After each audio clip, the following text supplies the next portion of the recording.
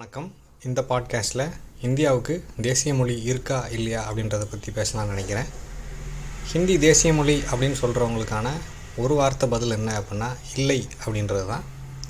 India 15 August 1947 சுதந்திரம் பெற்ற பிறகு கிட்டத்தட்ட 3 ஆண்டுகள் நேரம் எடுத்து 26 ஜனவரி 1950 இந்திய பாராளுமன்றத்தில் நிறைவேற்றப்பட்ட இந்திய அரசியலமைப்பு சட்டத்தின்படி இந்தியான்ற தேசத்துக்கு தேசிய மொழின்னு ஒன்று கிடையாது. 8th Schedule of Indian Languages அப்படின்னு சொல்லி ஒரு பிரிவு இருக்குது. அதில் 22 மொழிகளை ஆட்சி மொழிகளாக அங்கீகரிச்சிருக்காங்க. அப்போ அந்தந்த இந்தியாவில் உள்ள மாநிலங்களை பிரித்ததே மொழி வாரியாக தான் பிரித்தாங்க. பெரிய மாநிலங்கள் எல்லாமே இன்றைக்கி மொழி வாரியாக பிரிக்கப்பட்டது தான்.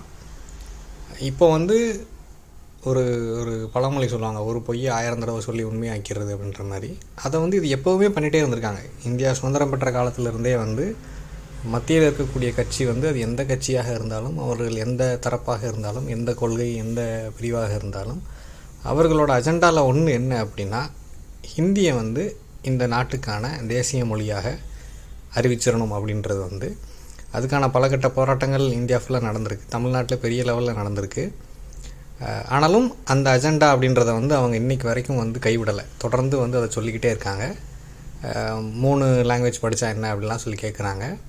இப்போ 3 லாங்குவேஜ் அப்படின்னா, நீங்கள் ஒரு 3 வயசு குழந்தை பள்ளிக்கூடம் போகும்போது தாய்மொழியில் ஆனா படிக்கணும்.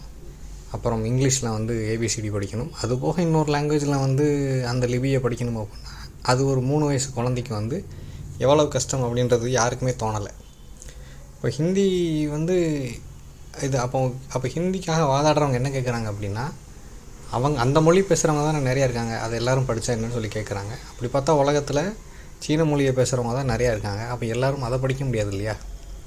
இப்போ நீங்கள் உதாரணத்துக்கு நீங்கள் மிலிட்ரிக்கு பிஎஸ்எஃப் சிஆர்பிஎஃப் இந்த மாதிரி பாராமிலிட்ரிக்கு வேலைக்கு போகிறவங்களாம் எடுத்துக்கிட்டிங்க அப்படின்னா, அவங்க 10th குவாலிஃபிகேஷனோடு தான் போயிருப்பாங்க. சோல்ஜர்ஸ் மிக மிக அடிப்படையான ஆரம்பகட்ட வேலைகளுக்கு போனவங்க அங்கே போயிட்டு 1 வருஷம் 2 வருஷம் இருந்துட்டு வரும்போதே அவங்க அந்த மொழியை கற்றுக்குறாங்க.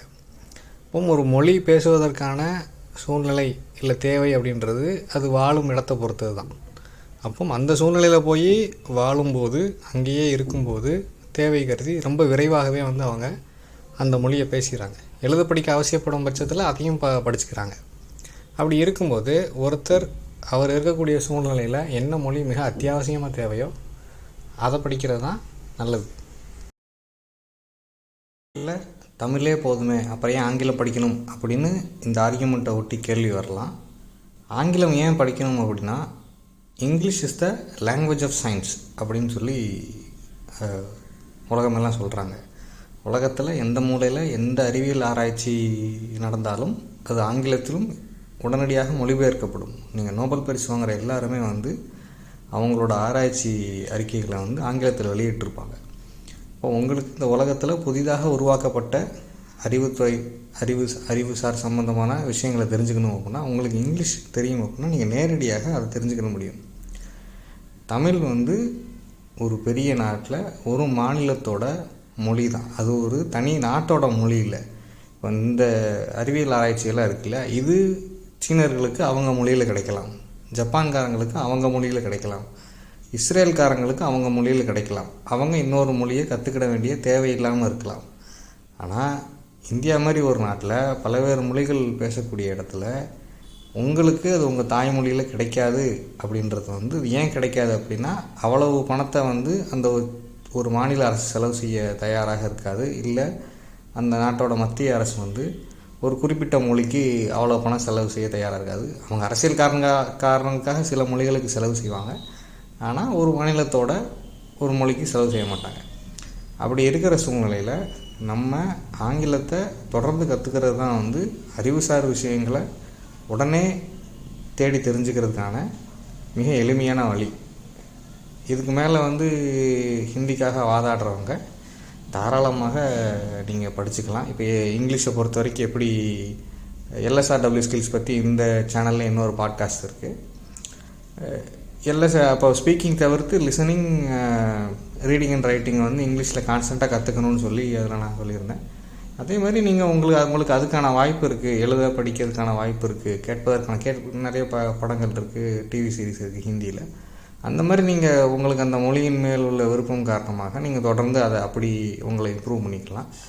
அது நீங்கள் டெல்லியில் போய் இருக்க போகிறீங்க, நீங்கள் ஒரு ஐஏஎஸ் ஆஃபீஸர் ஆகிட்டீங்க அப்படின்னா, நீங்கள் பீகாரில் போகிறீங்க அப்படின்னா கண்டிப்பாக அங்கே போய் நீங்கள் அந்த மொழியை படித்து தான் ஆகணும். உத்தரப்பிரதேசில் இருக்கீங்கன்னா அங்கே வந்து எழுத படிக்காங்க, நீங்கள் ஒரு எக்ஸாமே பாஸ் பண்ண வேண்டியிருக்கும். இப்போ பேசுறதுக்கு அதே மாதிரி நீங்கள் வட இந்தியாவில் பிறந்து வளர்ந்தவங்க இங்கே தமிழ்நாட்டுக்கு வர்றாங்கன்னா இங்கே தினத்தந்தி பேப்பர் வரைக்கும் அவங்க படிக்க பழகிடுறாங்க. இந்த மொழியை எழுத படிக்க கற்றுக்குறாங்க, பேசுகிறதுக்கும் கற்றுக்குறாங்க. அப்போ சூழ்நிலை தான் வந்து தீர்மானிக்குது. அந்த சூழ்நிலைக்கு எத்தனை பேர் போவாங்கன்னு தெரியாது. நீங்கள் வந்து அதுக்காக வந்து எல்கேஜி படிக்க வர்ற இல்லை 1ஆவது படிக்க வர்ற அத்தனை லட்சம் பேரையும் நீங்கள் கட்டாயப்படுத்தி படிக்க வைப்பீங்கன்றது நேர விரயம், பண விரயம், பெரிய இது மன உளைச்சலை ஒரு சமூகத்துக்கு அளிக்கக்கூடிய செயலாக தான் இருக்கும். தேங்க்யூ.